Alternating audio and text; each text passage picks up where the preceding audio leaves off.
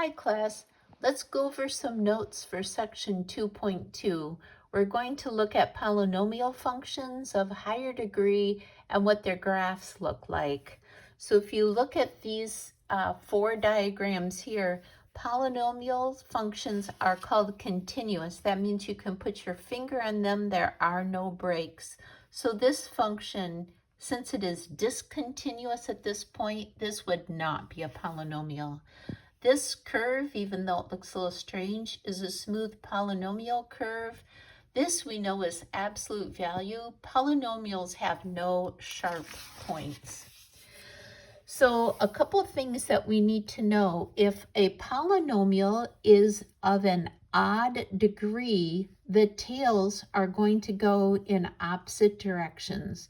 So if we see something like this, it's either degree 1, degree 3, degree 5, and so on and so forth. Odd degrees have the tails going in opposite directions.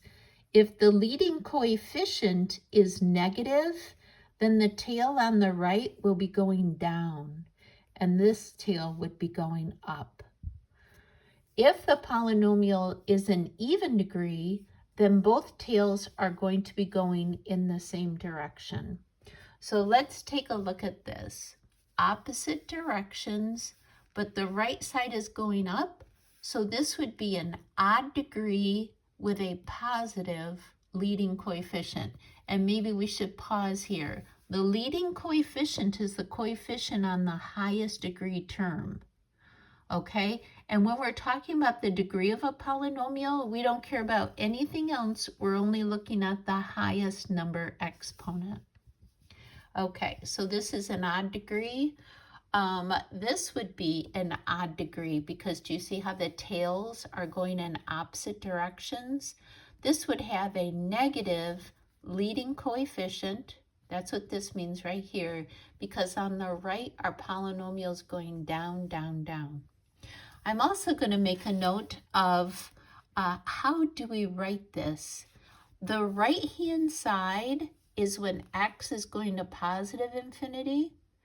If it's going down, that's our f of x, correct? That's the y. We would say if it's going down, f of x is going to negative infinity.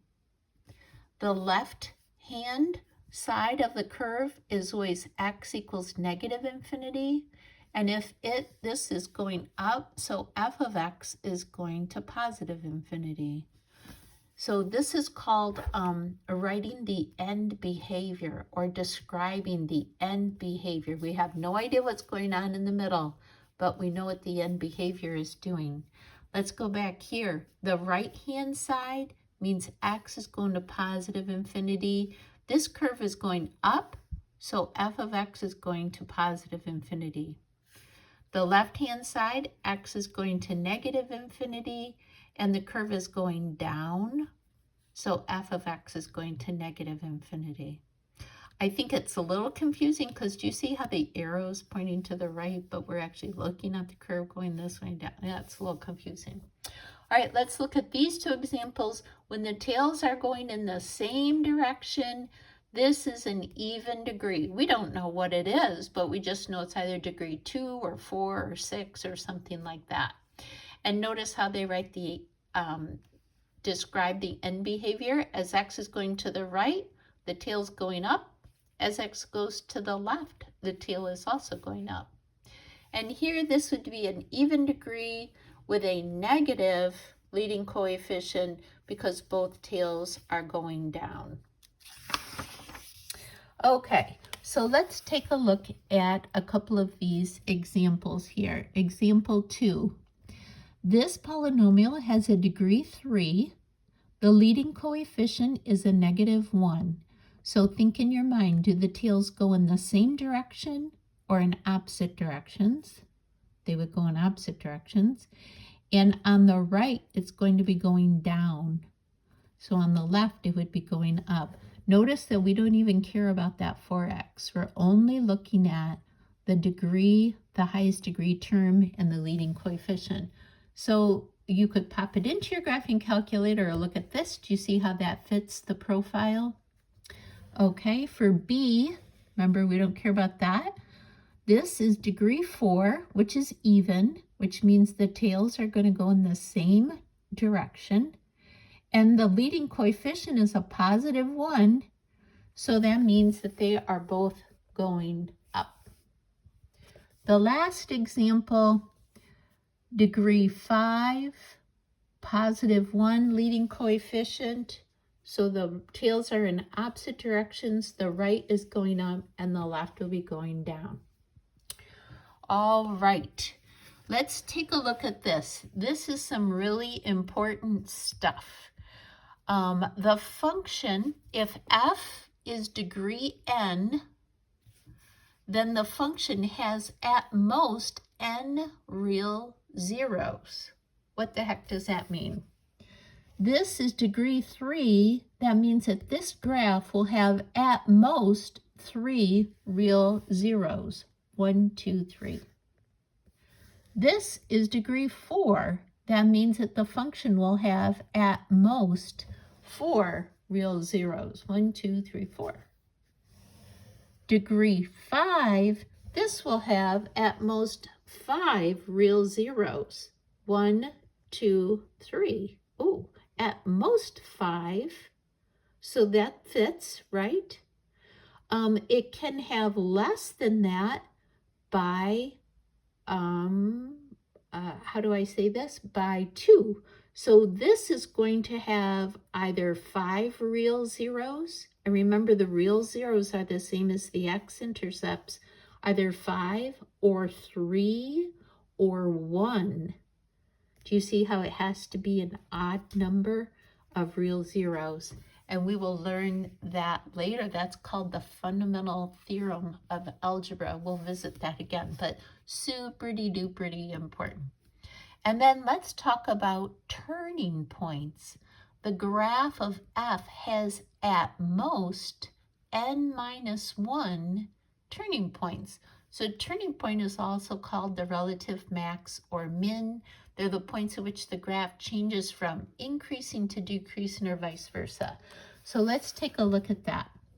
Let's go back here. Degree 3, 3 minus 1 is 2.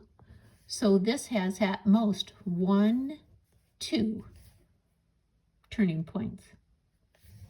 Degree 4, take away 1. 4 minus 1 is 3.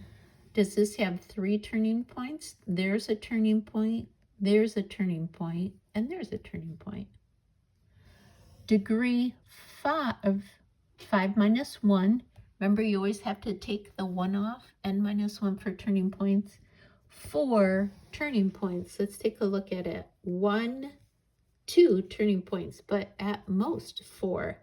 And again, that goes the same way. If you're going to have less, it's going to go in a jump of 2. So this could have at most 4 turning points. 4 minus 2 is 2, so that's cool. Or it could have no turning points if it's a straight line. That's not going to happen with polynomials. Okay, this is something that I gave you in class last week. If a is a 0, it's a solution. X minus a would be a factor, and at a, that's the x-intercept of the graph. You already know that. Those are just all words of the same thing. Let's find the real zeros of a polynomial function. So find all the real zeros of negative 2x to the 4th plus 2x squared.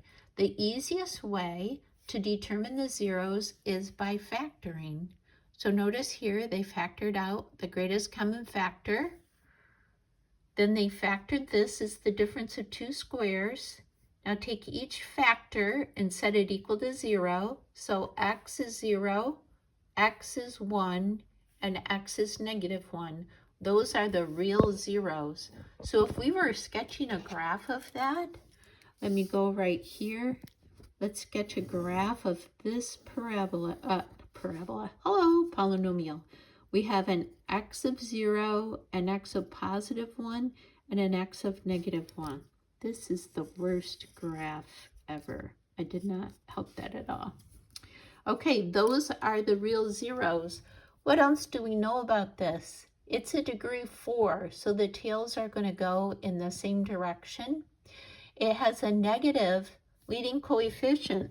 So if I were sketching a graph of this, I would have this going down and somewhere over here going down. So I have to go through at a 0. I have to come back and touch here, and I have to go back up and to come through this 0 to make all of the rules that I know to be true work. And let me show you something about a double 0. Do you see how this negative 2x squared, this is degree 2? So when you set that equal to 0, we get x equals 0, but it's actually called a double root because it's degree 2. And at double roots, our curve is going to bounce. Double roots. The curve bounces. That means it touches and it goes off in the other direction. And this is something we're going to just starting it now. We're going to keep working on it, Don't get too freaked out about it. Okay. Here's the checkpoint. Let's do this last one. Video's getting long, sorry. F of x is equal to x cubed minus 12x squared plus 36x. Find all real zeros, then determine the maximum number of turning points and the graph of the function. I'm going to take it one step further and sketch a graph. All right, so first I want to find the zeros, and I'm going to do that by pulling out my greatest common factor of x. I'd have x squared minus 12x plus 36. Now I want to factor this trinomial, so I want two numbers that multiply to 36 and add up to 12. So that would be x minus 6. It's actually squared. X minus 6 times x minus 6. All right, so where are my zeros? X equals 0, right? X minus 6 equals 0, so x equals 6. And I'm noting this.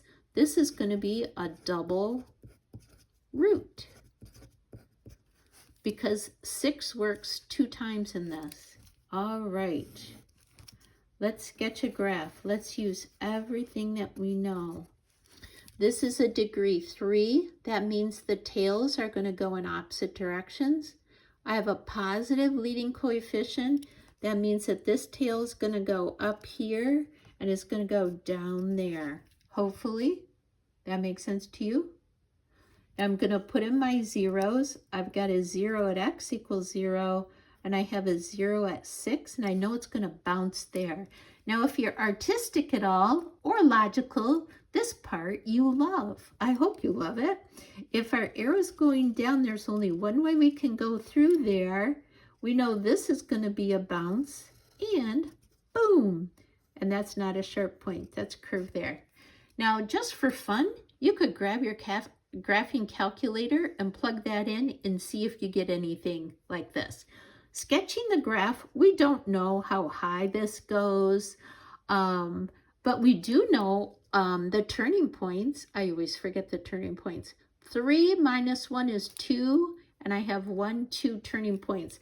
That means that I can't have any other wiggles in there. Isn't that beautiful?